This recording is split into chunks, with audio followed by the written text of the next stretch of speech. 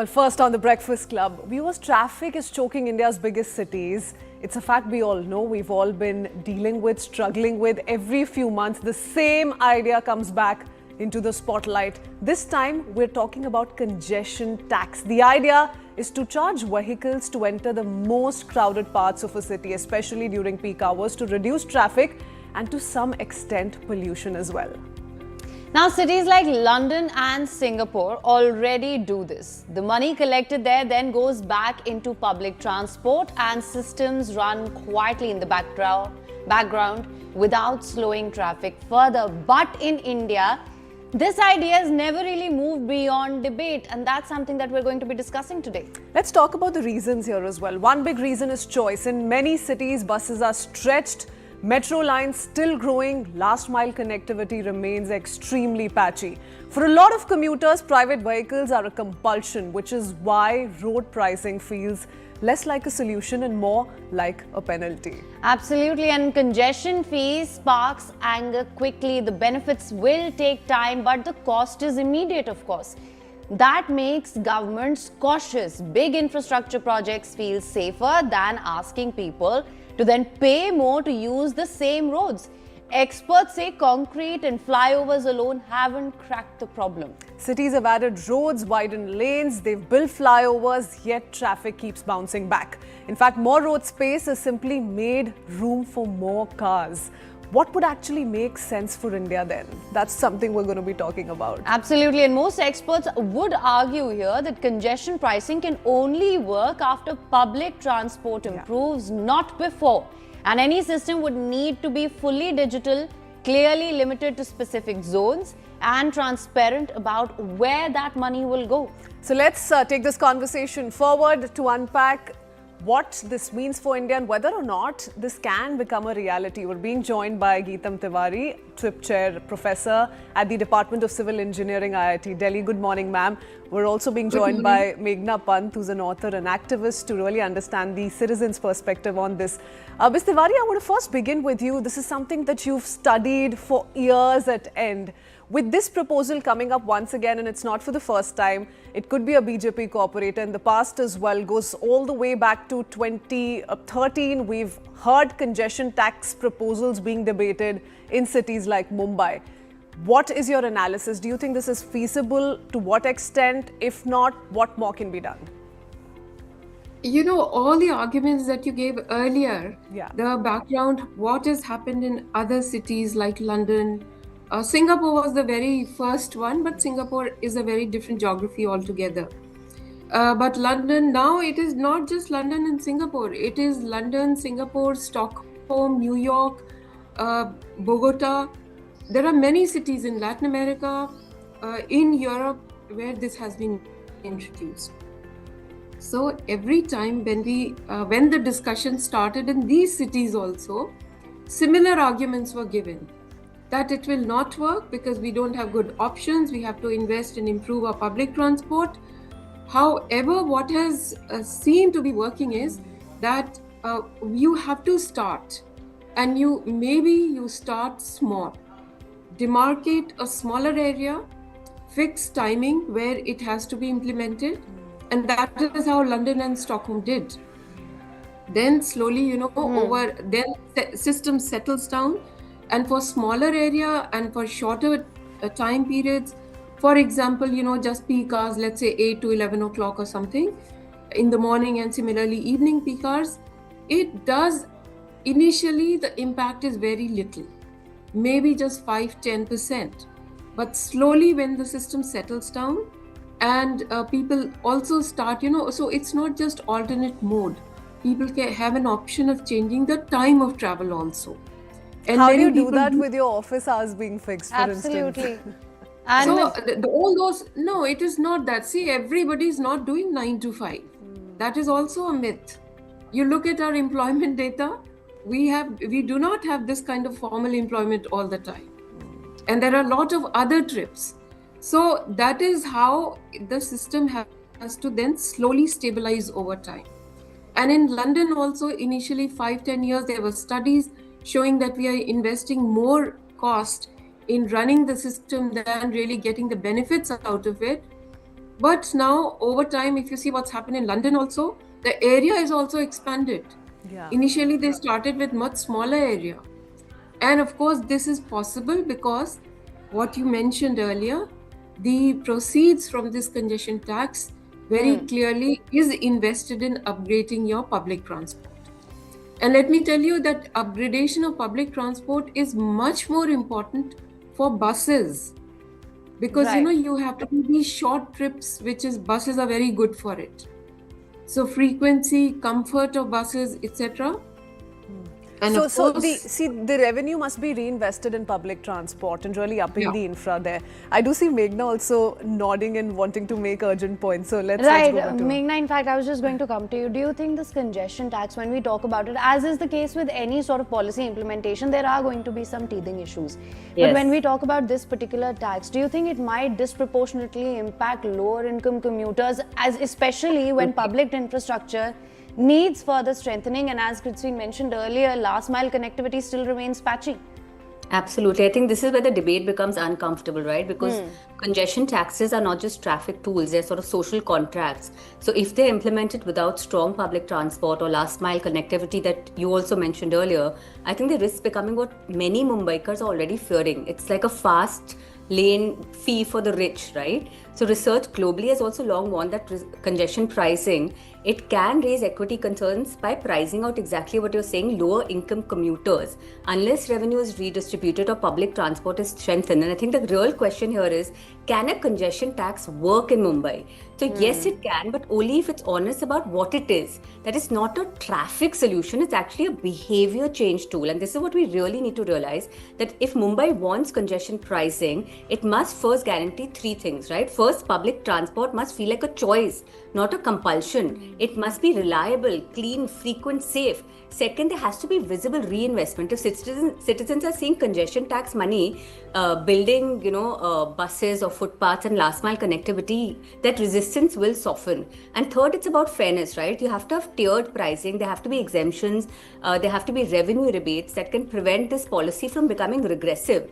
Otherwise, what will happen is we'll risk repeating the same story that we've heard so many times over. It's a good idea, but there's bad execution. Then there's public backlash, and then there's quietly a rollback. And we're seeing this again and again. So remember, Mumbai doesn't just have a traffic problem, it has a planning problem as well. It has a governance problem. Our air quality is hovering in the moderate, right? It's like unhealthy pollution. And what we as citizens are seeing, our buses are shrinking, our footpaths are disappearing, the metro is expanding, but it's uneven. Roads are permanently dug up, So I feel like when the government is now coming in and saying pay more to drive, what we are hearing is the government has failed to build alternatives. Now you have to pay for our failure. And this is what That's exactly what I was coming to, Meghna. How big of a challenge is this, really breaking through this mental block? Because a lot of people going by this pricing will feel the pinch in their pockets and they will say, this feels like any other tax, not just a mobility tax. It's not going to be advantage us immediately. Is that the biggest concern? I think so. I think, Mumbai is already running on a very delicate ecosystem, right? We have millions of people who are depending on local trains, on best buses, on shared autos and walking. This city doesn't just have a car dependency at the western level, but it is rapidly moving towards this. Vehicle ownership has grown faster than road capacity. And it's not just a Mumbai problem, this is across any Indian metro. Yeah. So I think infrastructure planning has historically lagged behind growth. So this is a pattern that we're seeing across cities where, you see vehicle numbers rising faster than roads and transit upgrades. So there's also trust deficit, right? Policies are failing not because they're technically flawed, but because citizens are assuming already when they hear such policies, immediately what the citizen will assume is that this is going to be poorly implemented. This will be enforced effectively. I mean, it's not just limited to, let's say, urban centers or highly congested centers in cities like Mumbai. Let's not forget what we saw on the Mumbai-Pune Expressway not too long ago. The endless traffic on an expressway. So how do you get out of that kind of a Ms. problem? Tiwari, I was going to come to that as well. When we talk about Mumbai, for example, it has a unique urban layout as well, limited road capacity. Do you think then a congestion tax can be an effective tool? So I want to come in here. It is precisely the geography of Mumbai which makes it more feasible. If we were talking in cities like Delhi, it is very spread out. So really, demarcating a very small area where it works, it will not. And all the other arguments, you said, yes, it is basically, it all depends on how it is implemented. And that is why I said you have to start small. But not starting is also not a good idea. And then this whole argument about that, the growth, we have having more cars and the infrastructure is not growing at the same space is also flawed, because we cannot keep on expanding infrastructure to meet the demand of cars. And by the way, we are already paying in terms of time. When you move on the road and the roads are congested, you're already paying a huge cost because you're not able to move at, and reach your destinations where you wanted to. So I think that is why we have debated. This is what happened in London. They also debated for 20 years. The idea was floated in 85. And finally, when they did, was early 2000. And then also there was a lot of skepticism. So the thing is this, and in fact, if you look at cities like Mumbai, majority people already travel by buses and trains. And so, cars are already small, but the cars numbers, whatever numbers are, the roads are totally packed. That is why this is one of these strategies that you start influencing the demand. And as I said, it will not be very big in the beginning. Right. The change will be very small, 5%, 10%. But the idea, and then that is also one of the ways of actually understanding what needs to be done in terms of better implementation and setting up processes where the proceed is invested in upgrading your bus-based public transport primarily and pedestrian infrastructure. Right, and in fact, that's exactly what I was going to come to as well. While I understand that perhaps we do have to take some steps and we will see what issues we run into and they can be taken on a case basis. When we talk about using that money then to strengthen infrastructure, there's this whole issue of transparency that also comes in there. Accountability. Also, Right. a lot of people feel that money is actually going to go into corrupt hands, which is a valid concern because it's something that we've seen in other parts of the country. Or as well, how do you Meghna. track that then? Yeah. I mean, that is what something that when it is debated and implemented, before that you have to implement, you have to see. So at one time, the idea was floated by central government also. Every city should have a dedicated public transport fund, not from the main budget, but separate. Yes. And right now we also talk about, if you see, Supreme Court Committee on Road Safety has also instructed every state to initiate dedicated road safety fund. They are saying that don't mix it with other budgets.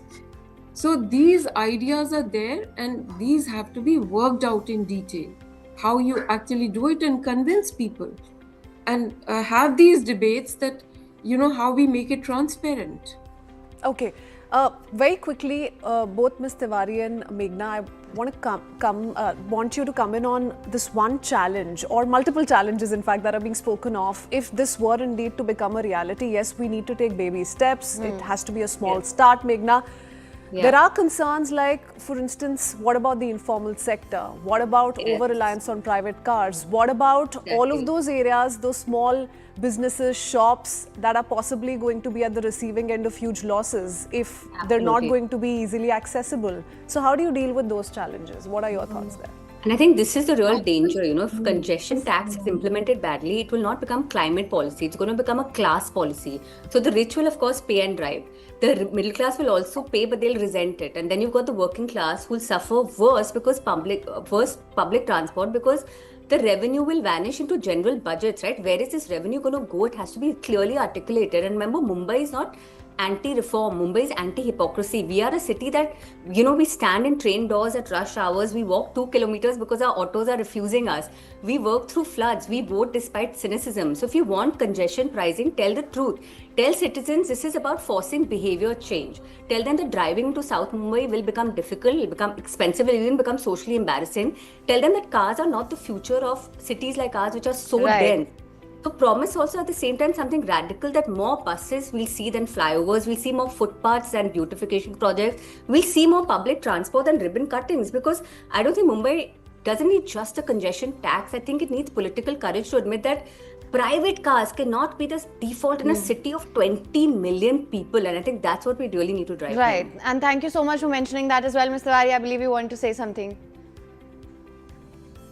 No, I think Meghna summed it up very nicely. It is all about how it is implemented and how we package it. So we do not introduce like a one measure that is going to solve all your problems. Yes, It has yes. to be part of this total package we are talking about. And unless you come out with this comprehensive package, it doesn't work. Absolutely. So we kind of package it in a way that's friendly to Indian roads, Indian consumers, Indians overall, and what really suits them. And transparency, accountability, I think that's the biggest concern here. So that definitely needs to be addressed. Thank you so much to the both of you for joining us this morning. It was wonderful having you on board. Thanks for Thank having you. us.